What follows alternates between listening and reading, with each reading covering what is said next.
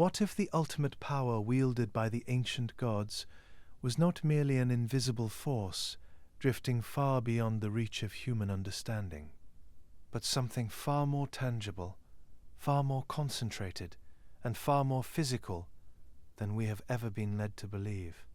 What if the oldest records left to us by the Sumerians preserve the memory of objects so potent that without them even an immortal deity could be stripped of everything, left exposed and diminished before the very forces they once commanded? That is the question sitting at the center of what we are going to explore tonight, and it is not a small question. It reaches into the deepest layers of Mesopotamian theology and pulls something remarkable back up to the surface.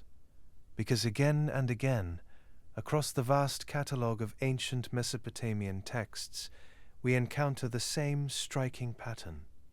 The authority of a god, and in some cases their most essential and revered powers, were not abstract.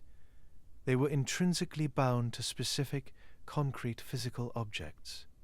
Objects that were just as real to the ancient Mesopotamians as the hardened clay tablets they left behind are real to us today. Not symbols, not metaphors, but objects with weight and presence and a designated function. The ancient priests did not describe these divine instruments as decorative accessories of status or ceremony. The language they used and visual imagery they used to represent it was far more urgent than that.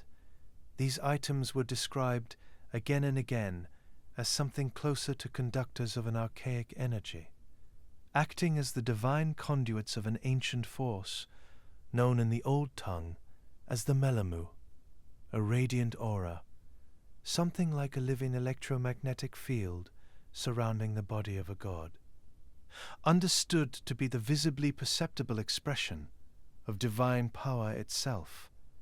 It could stun entire armies who caught sight of it. It could decree supreme law simply by its overwhelming presence, and it was believed to be one of the forces sustaining the biological immortality of the gods who carried it.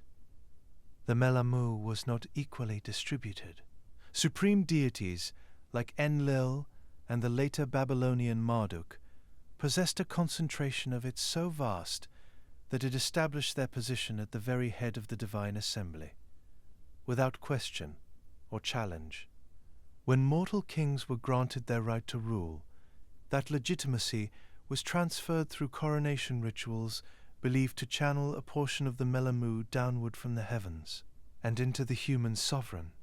And the great temple complexes of ancient Mesopotamia were not simply houses of worship in the way we might understand a modern religious building.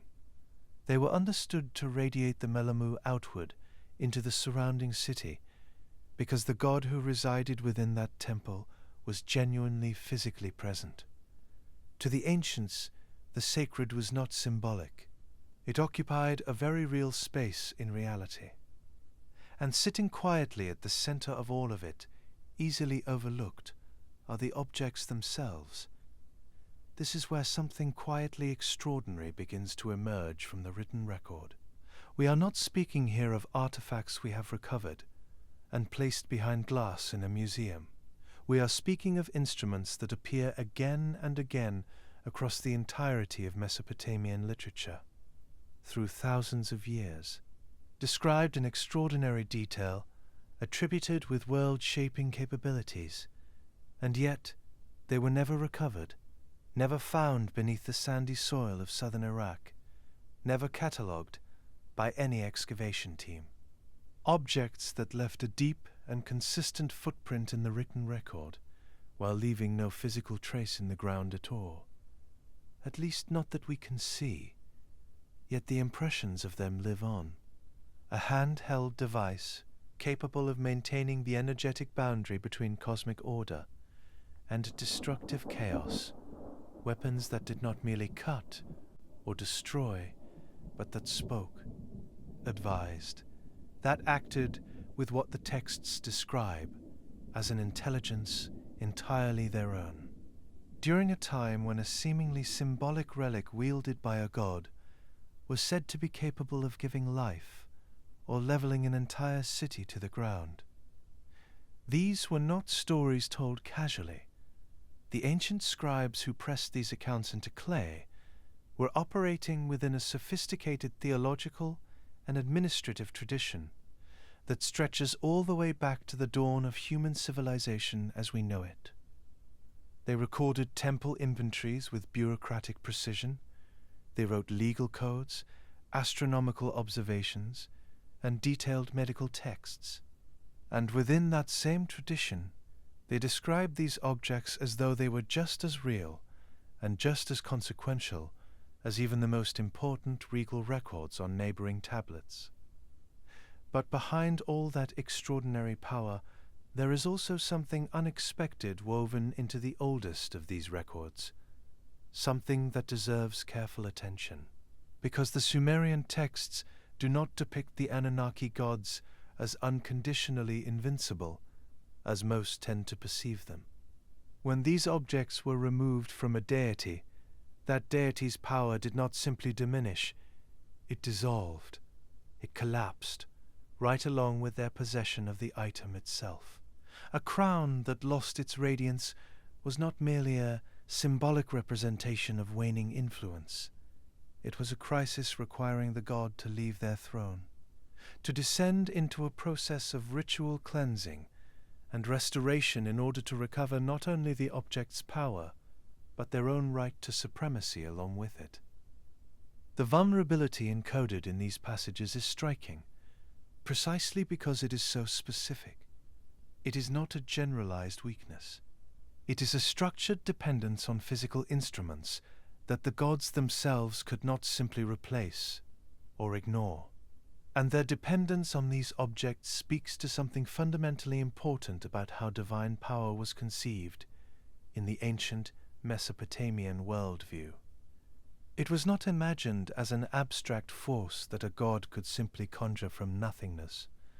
Rather, it was understood as something that had to be externally accessed and ritually preserved. The theological implications here are profound. It suggests that even beings of immense power were bound to the material world in ways that modern religious traditions have largely abandoned, dismissing most of these artifacts as pure myth and their powers as mere symbolic speculation. But if there is any one thing that the ancient texts teach us, it is that the gods of Sumer did not exist purely in the spiritual realm, but at the precise intersection of physical and divine reality, making it impossible to simply ignore the instruments that were said to anchor that authority in the tangible, measurable world, which raises questions that the ancient scribes seem to have been asking themselves all along. Why did so much of the divine order rest on specific physical accessories? What deeper reality was encoded within the multi-horned crowns worn only by those at the pinnacle of the heavenly assembly? The winged cylinder seals pressed into sacred clay, the pine cones of life held aloft in the hands of divine figures and literally carved into the stone walls of ancient temples. These are the sacred objects that appear so persistently across Mesopotamian iconography that their very repetition alone demands an explanation. And these are the questions that will guide us forward by stepping into the celestial armories and the sacred chambers of primeval deities, where we find ourselves investigating a concept that may turn out to be one of the most overlooked sources of divine sovereignty in the hierarchy of the ancient world. If you're listening to this in the quiet hours of the night, let us know where and when you're joining us from in the comments section below. There's something quietly comforting about knowing that listeners scattered across distant places and different time zones are all settling into the same slow journey through the forgotten echoes of human history. And if you find this kind of history for sleep narrative interesting, consider subscribing to the channel, or join the Legends of the Dawn membership for longer, uninterrupted narratives just like this one. It helps support our efforts to keep bringing you these ancient stories each week, and continue reaching others who are searching for the same calm place to relax and unwind. So let your awareness drift back now through the long starry corridors of deep antiquity, arriving at last at the sacred assembly halls of the Anunnaki Gods themselves, where the shimmering crown of absolute authority waits in the torchlight, holding a secret that quietly reshapes everything we thought we understood about the greatest powers of the old world. The horned crown. In the ancient world of Mesopotamia, no symbol carried more concentrated meaning than this one, and yet, for all its prominence across thousands of years of carved stone and pressed clay, it remains one of the least discussed artifacts in the broader conversation about Anunnaki authority. The aga, as the Sumerians called it, was not simply a hat. It was not ceremonial decoration in the way modern crowns tend to be. The object itself, multiple tiers of bull horns stacked one upon another, was understood to be a literal container of divine status, something almost alive in the way it conferred rank. A king could wear gold and linen and command armies, but without the horned crown, he was still just a man imposing his own will. With it, the texts suggest he became something closer to a god, a conduit of the celestial design. And that distinction was not metaphorical to the people who wrote these tablets. It was a technical description of what the crown actually did. And the cuneiform connection here is worth slowing down for. In the written language of ancient Sumer, a specific star-shaped symbol called the Dingir sign was placed before the name of any being recognized as divine. It functioned the way a title functions, marking the name that followed it as belonging to a different category of existence entirely. And what did that symbol resemble? None other than a radiating crown. The visual form of the horned cap and the written marker for godhood were linked at the very root, which tells us the Sumerians did not separate the idea of divinity from the object itself. They encoded both into the same sign. Now consider what the bull horns themselves represented. The bull in ancient Mesopotamia was not simply a large animal. It was the embodiment of raw generative force, of weather and fertility, and the kind of power that cannot be reasoned with or redirected. So when the gods wore stacked tiers of bull horns above their heads, they were not making a decorative or merely symbolic choice. They were asserting a claim over that force. They were saying, in a visual language every worshipper in every temple could read, that the energy of the wild and turning cosmos had been gathered here, concentrated here, and it was being directed by the will of whoever wore this crown. The number of horn pairs mattered enormously. This is where the hierarchy becomes fully visible. Lesser divine figures wore a single pair, or perhaps two stacked rows. Mid-ranking deities wore more.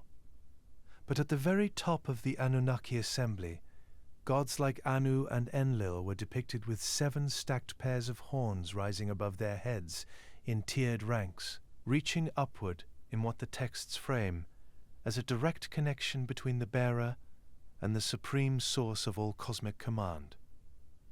7 was not a random number in Sumerian cosmology. It marked completion, totality, the full extent of something, and 7 pairs of horns meant that the deity wearing them had absorbed the complete measure of celestial authority, that nothing above them remained unclaimed. From here, their divine regalia looks less like a crown and more like an antenna, a physical structure designed to receive, hold, and channel a specific kind of force. The texts don't explain that mechanism in clear terms, the way a modern engineer would, but they return to the crown again and again in contexts that make its function clear. When a god was stripped of divine power, the imagery surrounding that stripping almost always involved the loss of the crown. When divine power was restored, the crown came back first. It wasn't an emblem of power removed and returned. It was the source itself, or at least the vessel through which the source flowed into a being's presence in the world. What makes this particularly interesting is the implication that the crown was not permanently fused to a deity's identity. It could apparently be separated from them, taken away, stolen, lost, which means the divine authority it contained was not simply an abstract spiritual quality. It was something that could be moved. The tablets treat it with the same matter-of-fact practicality they give to grain inventories and land transfers. The crown exists. It holds something, and that something can be relocated, transferred, and transformed. And the great horned crown was not the only sacred adornment said to directly imbue the gods with their otherworldly abilities, because while it established a deity's legal rank and celestial authority, their radiant life force and physical presence were also woven directly into the shimmering fabric of their sacred robes and the very stonework of their personal adornments. But perhaps the best way to understand the importance of these mysterious ancient artifacts is to take a closer look at what happens when a god loses them. A story best reflected in ancient theology through the tale of a particularly bright and ambitious goddess of the celestial realm. Her name was Inanna, also known as Ishtar, goddess of love, war, and the evening and morning star of Venus. And what happens to her in one of the oldest surviving stories ever recorded tells us more about the nature of divine power in the ancient Sumerian world than almost any other text we have. The text is called The Descent of Inanna. It was pressed into clay tablets thousands of years ago, and it survives in enough fragments that scholars have been able to piece together a remarkably complete picture of what it describes. Inanna, at the height of her celestial authority, decides to descend into the underworld, the realm ruled by her sister Ereshkigal. She adorns herself in the full regalia of her divine station before she goes, every piece of it, and then, gate by gate, piece by piece, it is taken from her. What makes this story so striking is the precision of it. It isn't symbolic in a loose or general way. Each item removed at each gate corresponds to a specific dimension of her power, and the tablets describe the effects of each removal with something that reads almost like a technical account. Or perhaps a warning. Either way, this wasn't poetry dressed up as theology. To the Sumerians, this was an accurate record of how divine authority actually functioned. At the first gate, the guardian removes her Shugura crown, the horned crown, the great celestial marker of her rank and heavenly jurisdiction. Without it, she loses her recognized standing in the divine council, her ability to command the forces of nature, and her connection to the high heavens themselves. She passes through, but already she is diminished. At the second gate, her lapis lazuli necklace is stripped away. Lapis lazuli was not simply a beautiful stone to the Sumerians. It carried the color of the night sky, and the necklace was understood to be the seat of her celestial pull, her personal radiance, beauty, and attraction. At the third gate, twin beads shaped like eggs are taken from her chest, removing what the texts associate with nurturing vitality and earthly life force. She is being unmade, carefully, one layer at a time. At the fourth gate, her golden breastplate is removed, a highly protective barrier, not merely decorative armor, but something understood to form an energetic shield around the body of the god who wore it. At the fifth gate, her golden signet ring is taken. In the ancient Mesopotamian world, a seal or signet ring wasn't just a mark of identity. It was the legal instrument through which a deity exercised authority over the living. We'll get more into the personal seals of the gods later. But here we see that without it, Inanna loses her binding power to decree fates and ratify divine law. At the sixth gate, her lapis lazuli measuring rod and line are seized, the instruments through which cosmic boundaries were drawn, measured, and maintained, so that may be manifested on earth in accordance with the heavenly plan. Their removal strips her of the power to define where one thing ends and another begins, losing the right to impose order on the world at all. And then there is the seventh gate. This is where the text becomes even more interesting, because what is taken at the final threshold isn't a crown, or a ring, or a carved piece of gemstone. It is fabric, a garment called the palla, the royal garment of ladyship, the robe of divine sovereignty. And woven into that garment, according to the Sumerian understanding of how these things worked, was her Melammu, the blinding, overwhelming radiance that surrounded a god and announced their presence to the world, the luminous force that made mortals avert their eyes, bringing the Puluch too, a creeping dread that crept through the skin of any human who witnessed it, and caused other beings to recognize divine authority on sight. When the palla is taken at the seventh gate, Inanna enters the realm of Ereshkigal, utterly bare of power. Not weakened, not diminished, gone. She is struck dead on the spot, and it takes the direct intervention of Enki, the god of wisdom and the sacred waters, to bring her back. He sends emissaries with the food and water of life, and only through his specific aid is she restored, and eventually allowed to return. A different text gives us a second window into this same principle. The Epic of Era and Isham is a later Babylonian composition, but it draws on the same understanding of divine regalia that runs through the older material. In it, the war god Era approaches Marduk, the great god of Babylon, and makes a seemingly simple observation. Marduk's sacred robes have lost their luster. They are faded, their brilliance dimmed, and this Era suggests means Marduk should step away from his throne until the garments can be properly restored. But what matters here is that this argument works. Marduk accepts it, because the fading of his robes wasn't a cosmetic problem, or a sheer matter of appearances. As his garments lost their divine radiance, his actual capacity to maintain order in the world weakened with them. The robes were carrying something. They needed to be taken down into the Apsu, the great subterranean abyss associated with Enki, where the sacred purifying waters could cleanse and reinvigorate them. There, only the most powerful purifying essence known to the ancient world could restore what time and neglect had drained away. Taken together, these two accounts suggest something consistent enough to deserve further attention. Divine clothing and sacred adornments in the Sumerian and Babylonian traditions weren't simply markers of rank or expressions of wealth.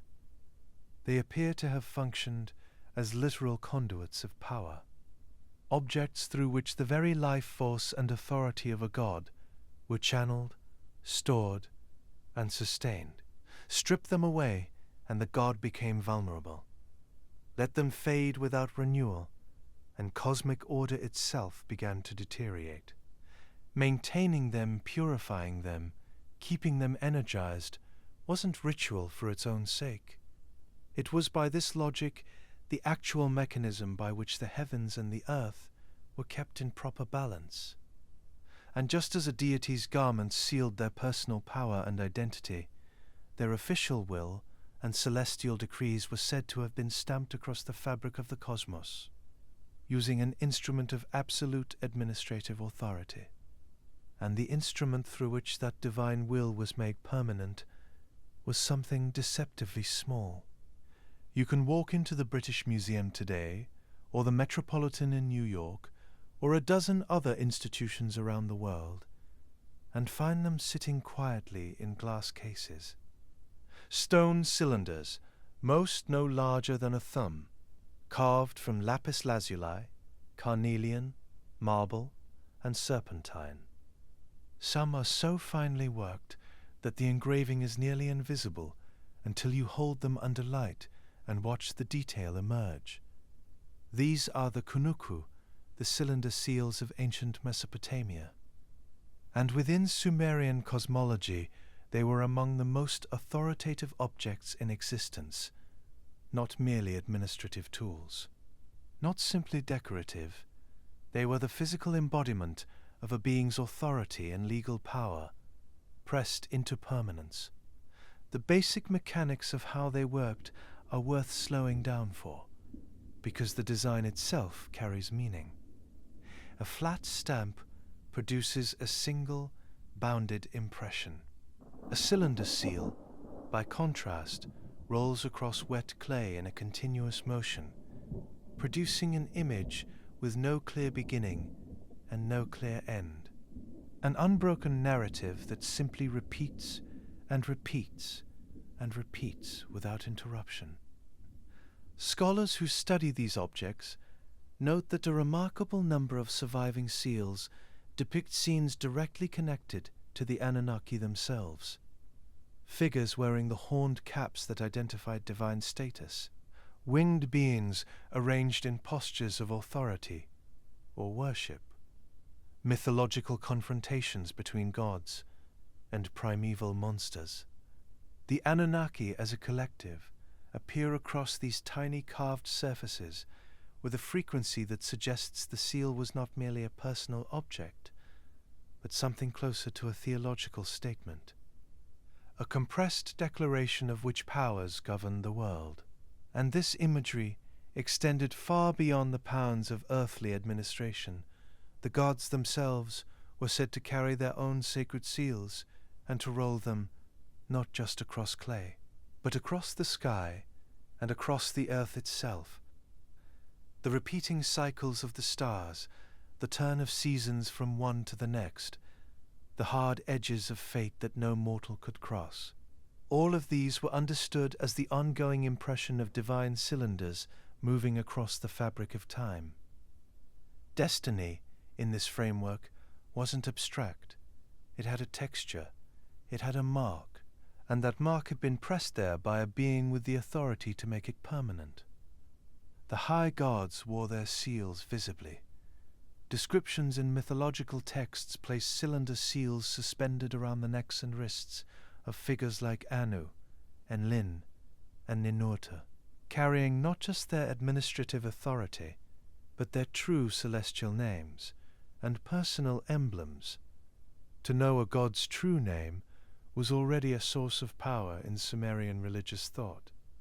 But to possess their seal was something more than that.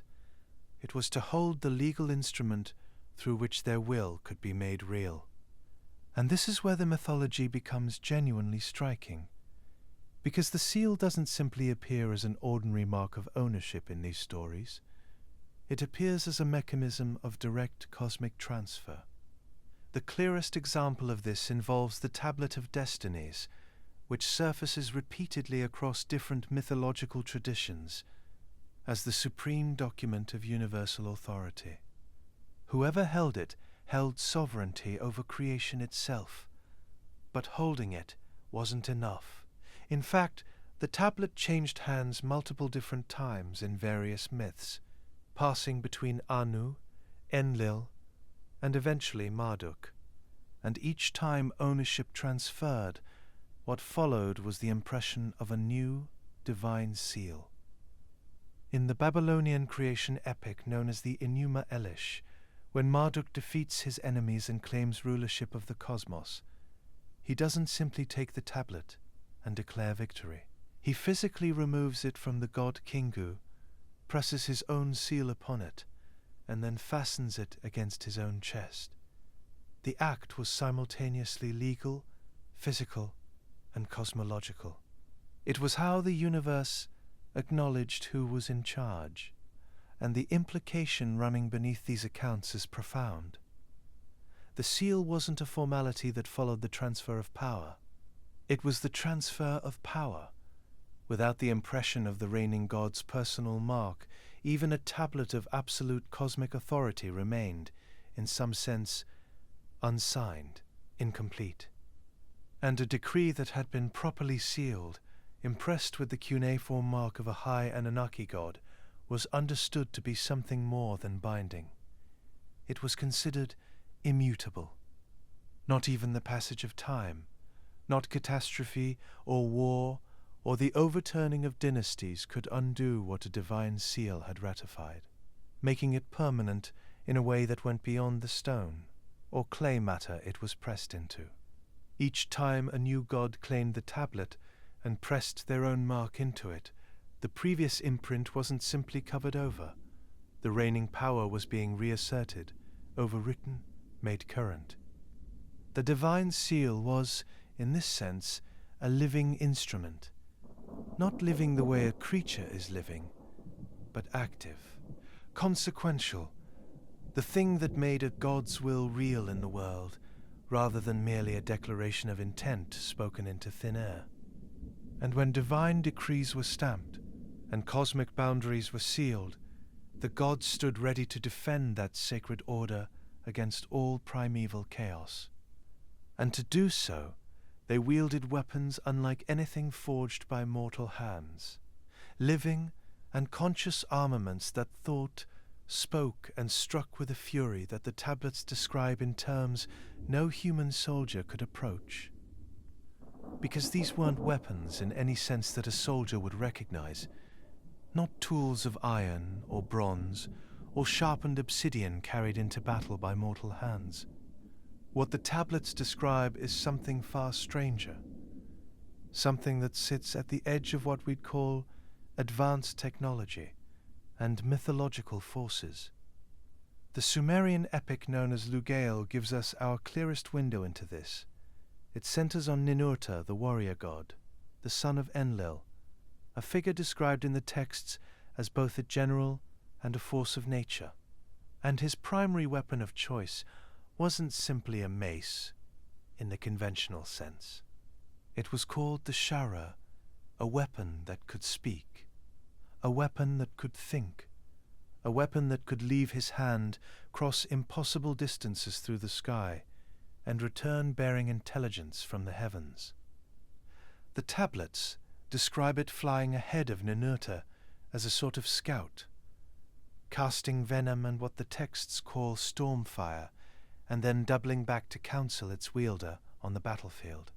Not metaphorically, not poetically. The scribes recorded it as a literal exchange between a god and his weapon, with the Shah-Rur delivering actual tactical advice.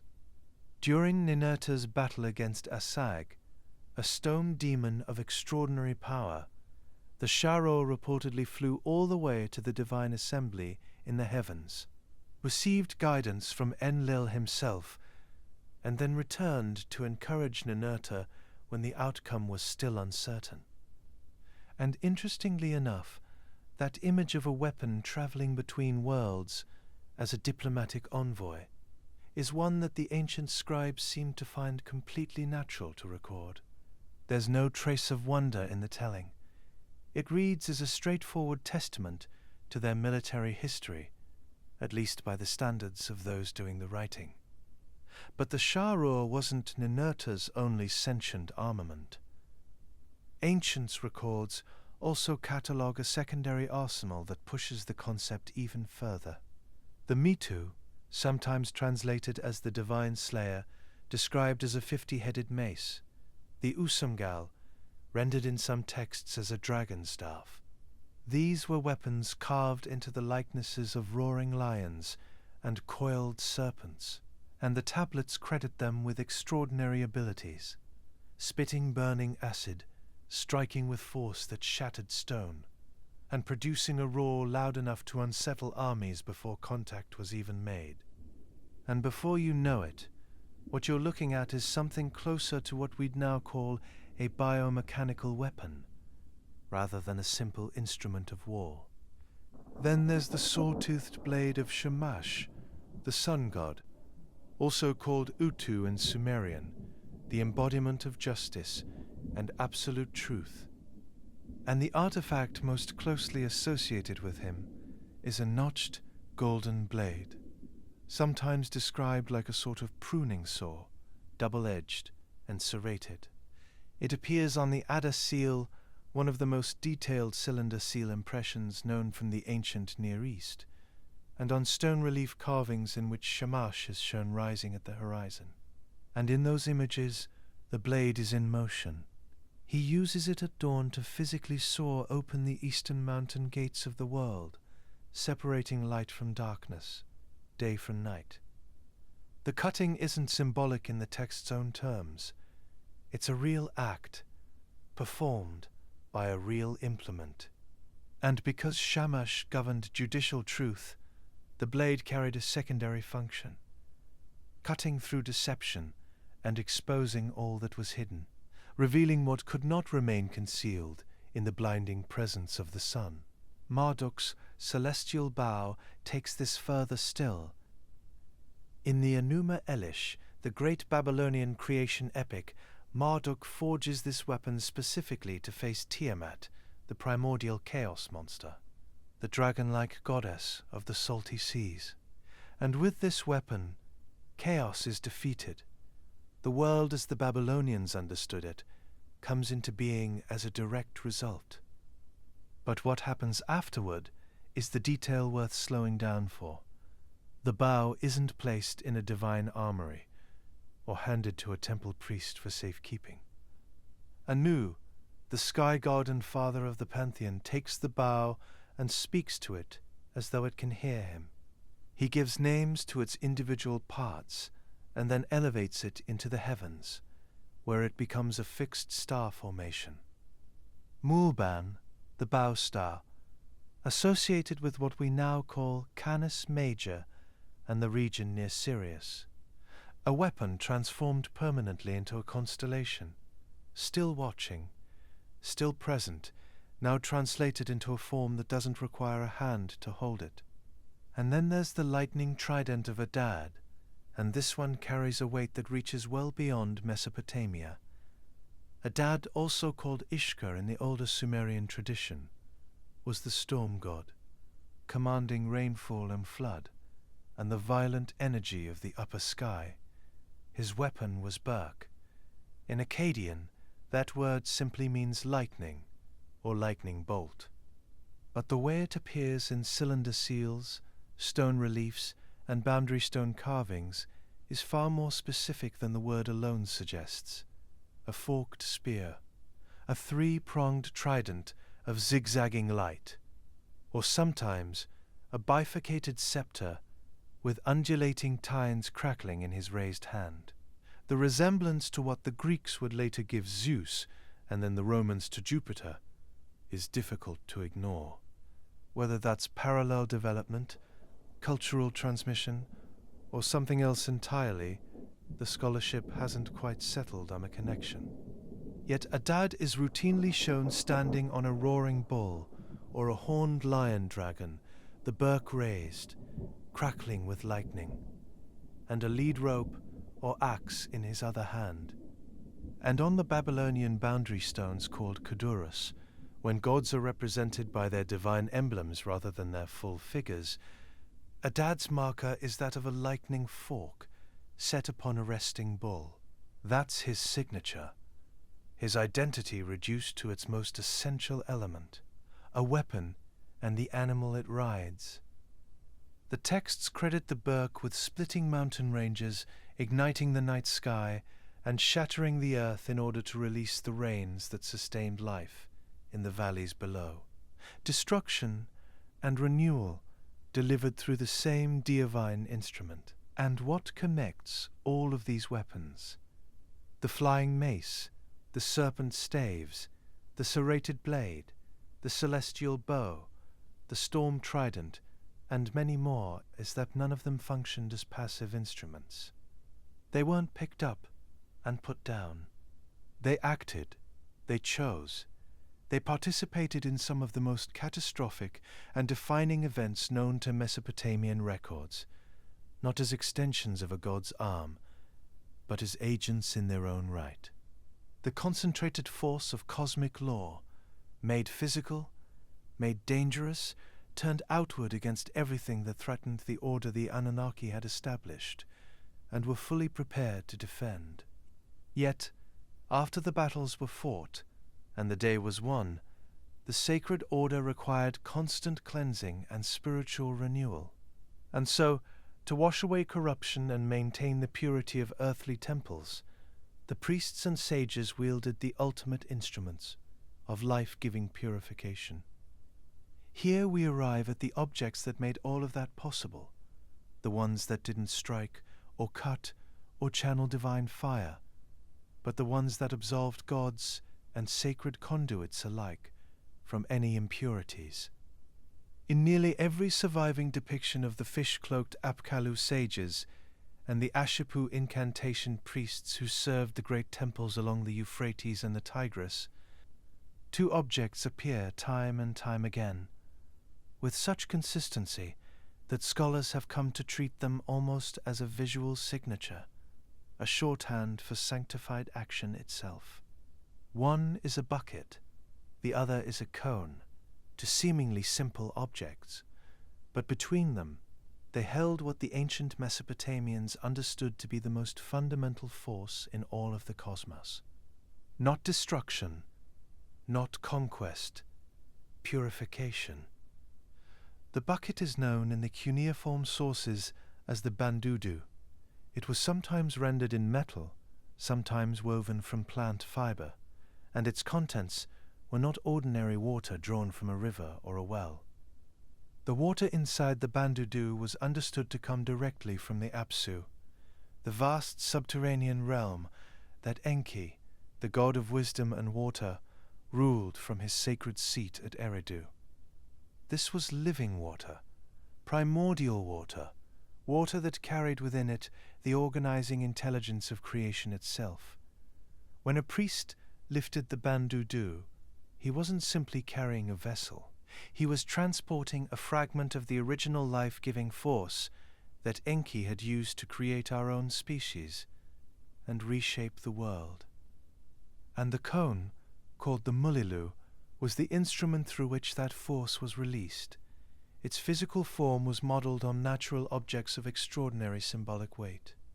Some scholars point to the spathe of the male date palm, the protective sheath that surrounds the date flower before it opens. Others point to the closed cone of the cedar tree. Both carry seeds. Both suggest latent potential waiting to unfold.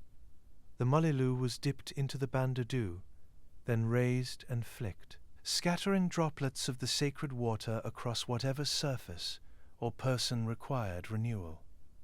Even a temple doorway, a royal body before a ceremony, the threshold of a room where a difficult astronomical observation was about to take place, the floor of a sanctuary that had been touched by something impure. The motion itself seems almost modest when you describe it plainly. A dip, a lift, a scattering of water. But the texts treat it as one of the most consequential acts a ritualist could perform. Which brings us to what the Banduddoo and Mulliloo were actually understood to do.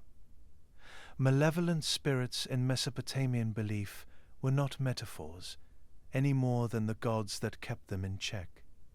They were real forces with names and behavioral patterns that the incantation priests knew how to identify and counter. There were spirits that attached themselves to doorways. There were others that settled into the bodies of those in slumber. There were entities that disrupted the flow of divine favor between a temple and its god, cutting off the blessings that kept crops growing and illness at bay. The purification ritual, using the Banduddoo and Mulliloo, was understood to dissolve these attachments. The holy water from the Apsu carried a kind of cosmic authority, one that malevolent forces could not withstand. And when it struck a threshold or a wall or a human body, It was believed to reset the spiritual condition of whatever it touched. There were also more subtle purposes.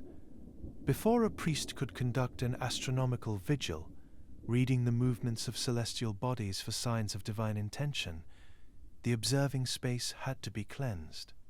The idea was that spiritual contamination could distort perception, not metaphorically, but literally. The boundary between order and chaos was understood as something that required active maintenance. It didn't simply hold itself. Left unattended, the edges would blur. And the Banduddoo bucket and Mulliloo cones were the tools that kept those edges sharp. And what's really striking is how far this image travelled. The pairing of a sacred bucket and a dispersing instrument appears in religious and ceremonial art well beyond ancient Mesopotamia.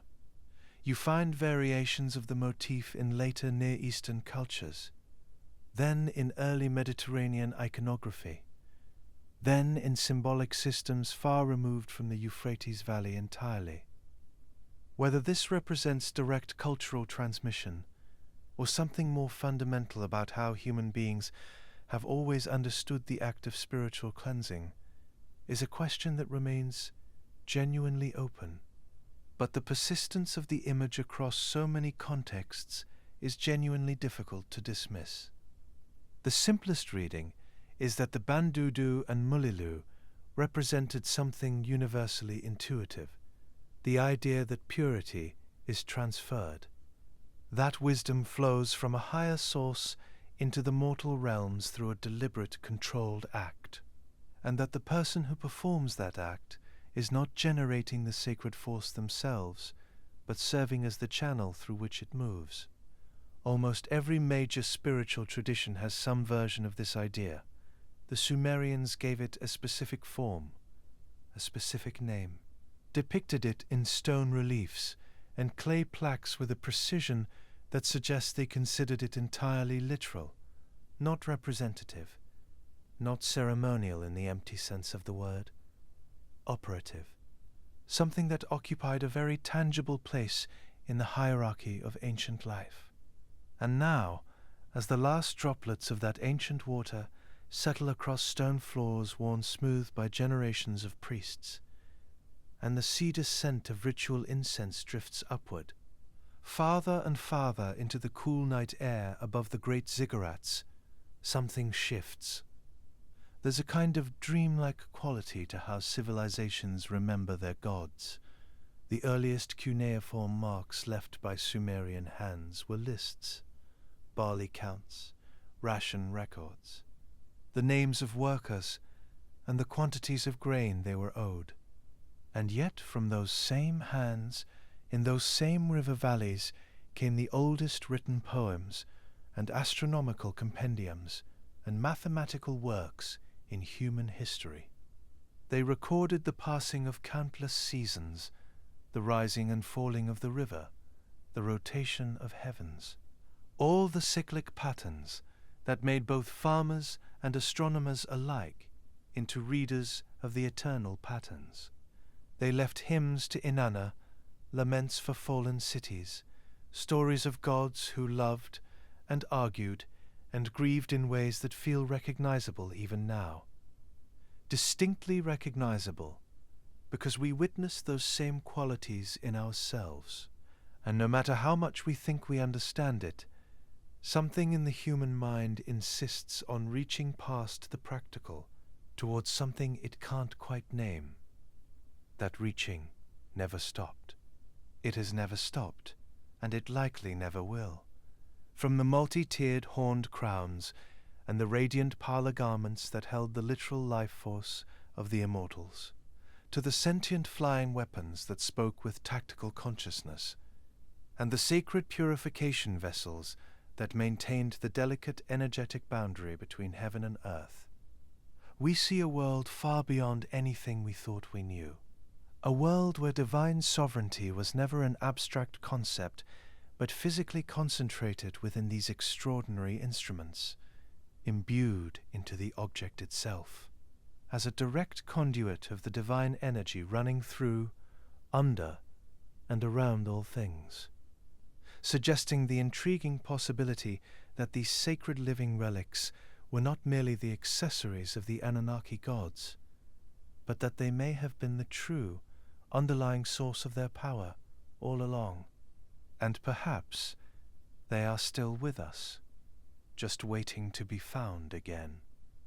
But for now, the weapons that acted and chose and defended the cosmic order have been returned to their resting places, hidden in the sands of antiquity. Celestial robes pulse faintly in the darkness, refusing to let the light they carry fade. The seals sit quietly on their shelves, carrying all the secrets of our distant past within their intricate carvings. The Banduddoo is set down gently, and the Mulliloo beside it. And the whole ancient world, for a moment, grows still beneath the slow turning of the stars.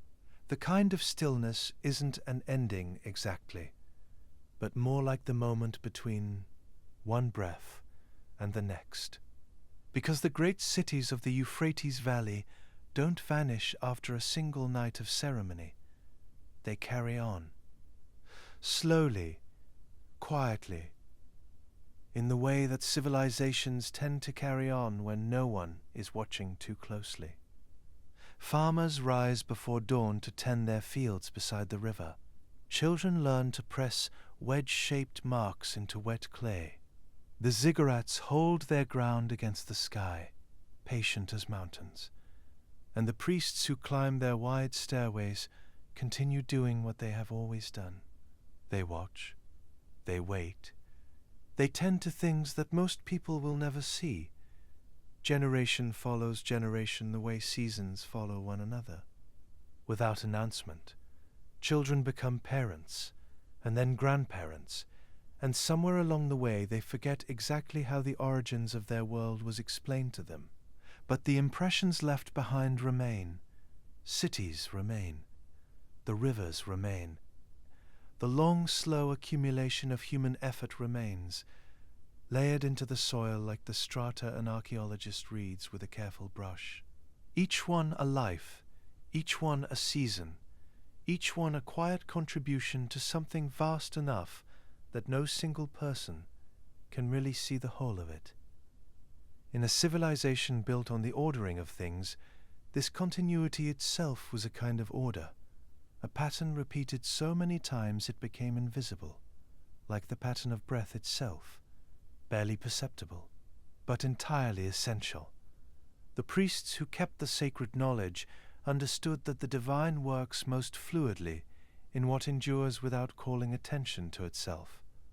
And the gods in the old stories, they don't disappear either, they simply recede. They become the background condition of things, rather than the foreground. The sky is still the sky of An. The wind still carries something of Enlil in it. And there's a kind of peace in that, the idea that the divine doesn't have to be loud, to be present, that it can rest the way the sacred instruments rest, patient and contained and full of something it isn't yet releasing. The Anunnaki became the silent architecture of the world. The frame behind the painting felt most clearly in moments of stillness. And somewhere above all of it, the stars go on turning in their old familiar patterns, indifferent and beautiful and endlessly there. The Milky Way would have been brilliant above Mesopotamia on a clear night, undimmed by the light of modern systems. A shepherd lying in a field at the edge of the city would have looked up at it in the same way a child looks up at it now, from a dark hillside somewhere, with that particular feeling that the universe is both enormous and somehow inexplicably personal. That feeling is one of the oldest things about us, older than writing, older than the ziggurats. The same river of light, the same cool darkness around it, the same quiet pull towards something that doesn't have a name yet. Time moves in one direction, but wonder seems to move in all of them at once. connecting us at all times to the echoes of our past. The night deepens without hurry. The last of the temple fires burn low, their smoke thinning into the dark air above, until it becomes indistinguishable from the night itself. The mud brick walls hold the warmth of the day for a long time after the sun goes down, radiating it slowly back into the air, the way a sleeping body radiates warmth under a blanket. The date palms along the water stand perfectly still. There is no wind at this hour, just the slow, easy current of the Euphrates moving without effort in the dark, carrying a little sediment, a few leaves, the same river that carried those same things 10,000 years before, and will carry them 10,000 years from now, unhurried and unchanged in its essential nature. Let the thought of all those generations rest easy in your mind now, not as something to hold tightly, but as something to feel the weight of. In the way you feel the weight of a blanket settling over you, all of that time, all of those lives, all of those eyes that opened each morning onto a world that felt new to them, and looked up each night at the same fixed points of light. After every day, they found their way back to darkness and let it take hold. And those stars are still there now, the same ones, turning in the same slow arc they have always traced above the sleeping earth. Above every city that has ever been built, every empire that has ever fallen, every field that has ever been planted, and every fire that has ever been set to guide someone in the dark. And whatever the ancient tablets knew, whatever was kept in those quiet temple storerooms, and passed down through the hands of priests who are long since gone, the sky that arched above all of it remains.